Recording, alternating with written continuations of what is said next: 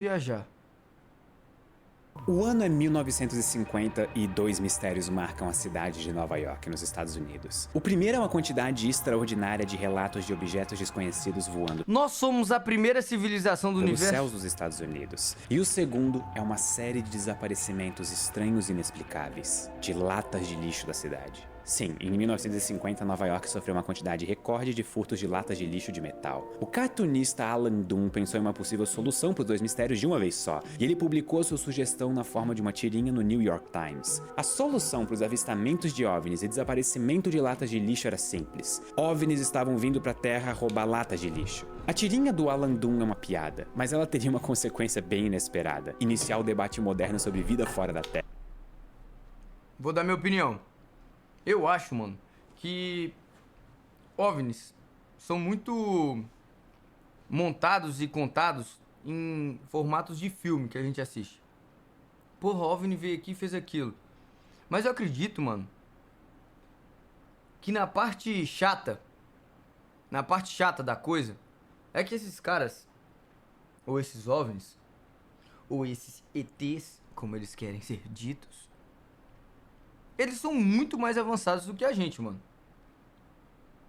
Coringa, por que tu acha isso? Primeiro, porque os caras já tá vagando por um planeta que é nosso. Nós não estamos vagando por planeta de ninguém. Então 1-0 pros caras já, de cara. Segundo, os caras têm a porra de uma espaçonave que a gente só avista assim. Radar, essas coisas assim, se avistou até hoje, não vazou. Então 2-0 pros caras. Terceiro, que se os caras têm algum tipo de poder, é 3-0 pra eles, que a gente não tem. E 4, mano, os caras virem pra um planeta cheio de recursos e roubar uma lata de lixo, eles já estão mais avançados do que a gente, porque eu ainda não entendi por que eles roubariam a porra de uma lata de lixo. Tá entendendo? O jornal com a tirinha de Doom chegou ao laboratório aí, de velho. pesquisa nuclear de Los Alamos, no Novo México, onde o físico Emil Quarto Konopinski ponto mostrou é que é gol do Cruzeiro, cara. a tirinha dos ETs roubando latas de lixo pro seu colega Enrico Fermi durante um almoço. O Fermi comentou, em um tom de brincadeira, que a ideia do Doom era uma excelente hipótese científica, porque ela explicava duas coisas ao mesmo tempo. Só que a piada iniciou uma discussão séria sobre a possibilidade de civilizações inteligentes e viagens interestelares. E como toda boa conversa de almoço, a conversa evolui para outros temas mais mundanos, nada relacionados com astronomia ou vida fora da Terra. Só que o Fermi estava meio fora dessa segunda parte da conversa. Ele pensava em silêncio, até ele interromper a conversa com uma exclamação que entrou pra história: onde está todo mundo? Os outros cientistas logo entenderam que o Fermi não estava falando das mesmas coisas que eles, mas sim continuando a conversa sobre vida fora da Terra. O Fermi tinha feito algo que ele fazia muito bem: estimativas numéricas complicadas. Esse tipo de exercício inclusive ficou conhecido como estimativa de Fermi. A estimativa de Fermi mais famosa é a pergunta: quantos afinadores de piano existem em Chicago? Fermi usava senso comum e raciocínio lógico para deduzir um número aproximado. Eu me sinto mal de assistir vídeo assim, porque eu me sinto muito burro, mano. E ele era muito bom em chegar perto da resposta correta. Até por isso esse tipo de estimativa mental ganhou o nome dele. Pergunta que o Fermi É óbvio que eles querem lata de lixo, pois lixo tem aquilo que a gente consome, ou seja, eles estão estudando a gente. Para nós, uma lata de lixo pode não ser nada, mas para eles pode ser algo.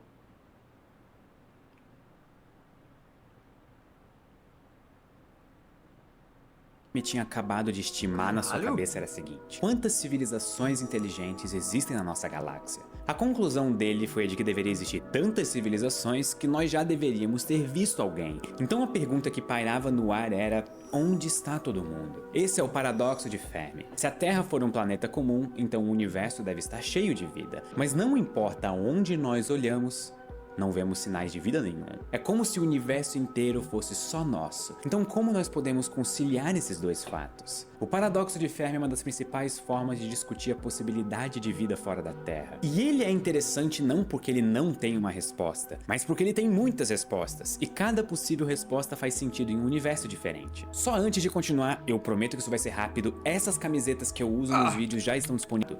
a caixa surda. E pronto pra você, preço de ou dos motivos que eu quero abordar nesse vídeo. Caralho, achei que ele ia sacar um ET do bolso, mano. Galáxia. Essa resposta em um primeiro momento parece desagradável, porque ela parece colocar a humanidade em um lugar especial na história do universo. Mas alguma civilização tem que ser a primeira. Então faz sentido que nós sejamos uma dessas? É que eu fico revoltado, ó. Na minha época, empadinha vinha com azeitona dentro. Hoje em dia vem só o caroço. A princípio nós não sabemos, mas nós podemos avaliar Explica os possíveis isso, ET. cenários. Não, O universo é antigo, com algo em torno de 13,7 bilhões de anos. Mas mesmo sendo antigo, ele ainda vai durar muito tempo e estrelas como o Sol vão continuar existindo por mais umas dezenas de bilhões de anos no futuro. Mas o Sol está numa lista de estrelas que morrem cedo. Existem outros tipos de estrelas, como por exemplo as anãs vermelhas, que vão continuar existindo por trilhões de anos. O ponto é que o universo tem muito mais história pela frente do que ele já teve no passado. Nós literalmente estamos no começo do universo. E caralho.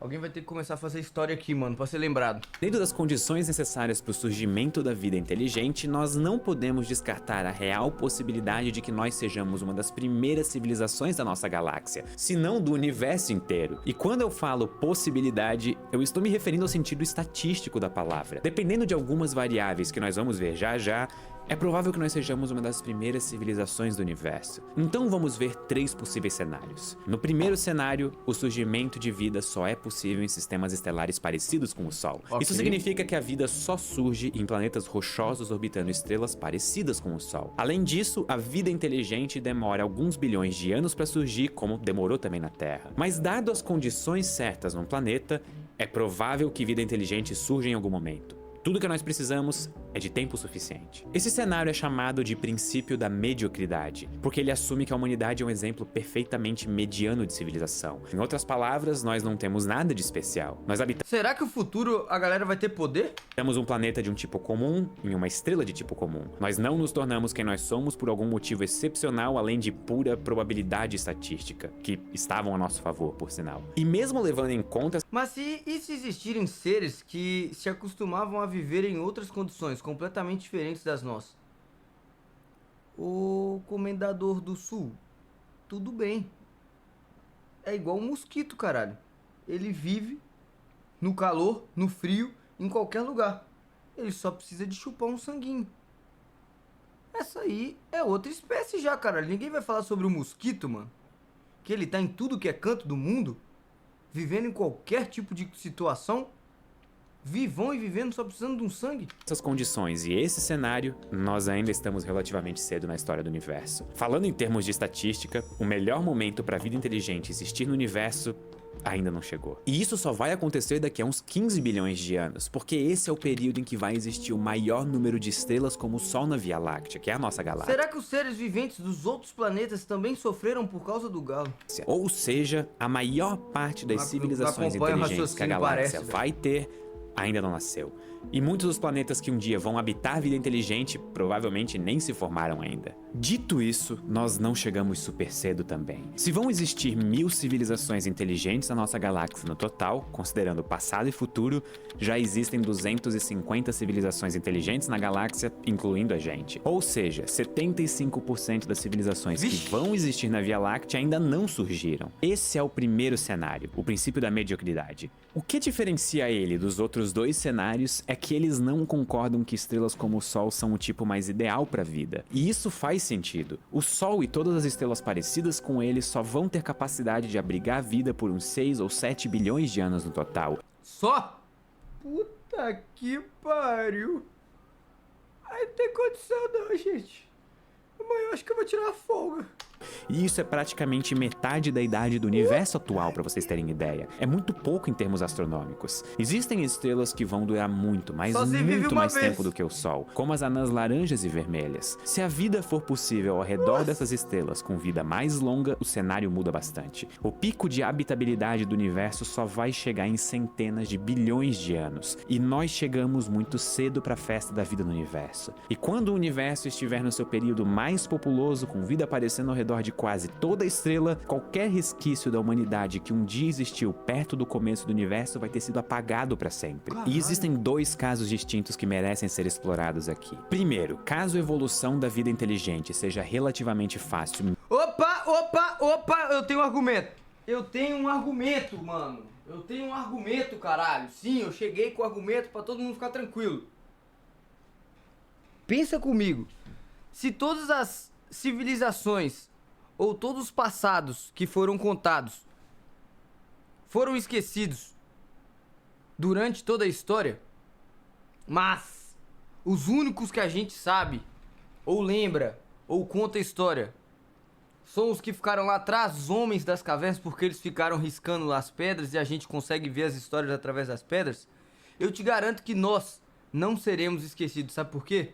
Porque com a tecnologia, graças à tecnologia, as gerações passadas não podem ser lembradas ou contadas exatamente como eram, porque não existia a fotografia, meu amigo. Na nossa geração de hoje, a gente tem foto, vídeo, HDs, tudo que a gente consegue arquivar e contar exatamente como foi. Então, se lá no futuro, depois de bilhões de anos, ninguém aqui mais tiver pra contar a história, se os caras só precisam de internet, pai. Só precisa de acessar a internet.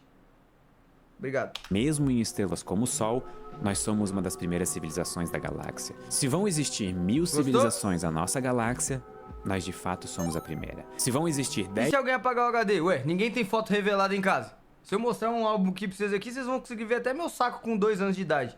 Todo mundo tem um álbum de foto. Não é só HD não, mano. Tudo. É o maldito argumento. 10.000 civilizações, estamos entre as 10 primeiras. Ou seja, 99,9% da vida inteligente que vai existir no universo ainda nem surgiu. É de fato uma solidão estatística. A segunda alternativa é ainda mais solitária. Talvez a vida em estrelas como o Sol seja exceção, e o surgimento de vida inteligente demore muito mais tempo do que demorou na Terra. A Terra é exceção e não a regra, e o verdadeiro habitat de vida inteligente são as anãs vermelhas, que ficam mais tempo habitáveis. Se esse for o caso, nós não só somos os primeiros da galáxia, como provavelmente somos a primeira civilização do universo inteiro. Isso não quer dizer que a vida no universo é improvável ou incomum. Isso só quer dizer que a vida no universo atualmente é improvável. Nós simplesmente demos o azar de habitar o universo enquanto ele ainda é jovem demais para a vida. Nesse cenário, faltam 1 trilhão de anos para o universo estar no pico da sua habitabilidade. Nós chegamos cedo demais para a festa. Ou seja, é improvável, mas não impossível, que nós sejamos a primeira civilização do universo. Que festa, mano? Uma civilização inteligente obviamente vai precisar ser a primeira, e como o universo ainda está longe do seu período de maior habitabilidade, 99,9% das civilizações inteligentes que vão existir provavelmente nem tem o seu planeta formado ainda. A primeira ou primeiras civilizações com certeza vão olhar para o céu. Ô, e aí, Lupac? E aí, Lupac?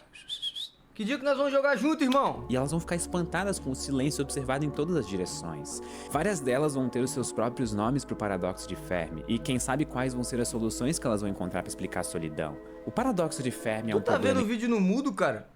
Mano, tipo, como assim a gente chegou cedo demais pra festa, velho? É como se, tipo assim, daqui 7 bilhões fosse muito mais foda do que hoje. Em aberto. Hoje é e muito cada foda, vez mais surgem mais perguntas e hipóteses. Vamos pensar na que tentam gameplay resenha, mano. Então, o Júlio Pistolada tá nos aguardando aqui pra nós ir pro Roblox, ok? explicar onde está todo mundo. Mas e vocês? Ficaram convencidos com a ideia de que nós somos os primeiros, ou pelo menos que estamos entre os primeiros do universo? Caso contrário, qual solução do paradoxo de Fermi vocês gostam? Eu não vou dar minha opinião pra não ser muito polêmico aqui no meio da astrologia. Mas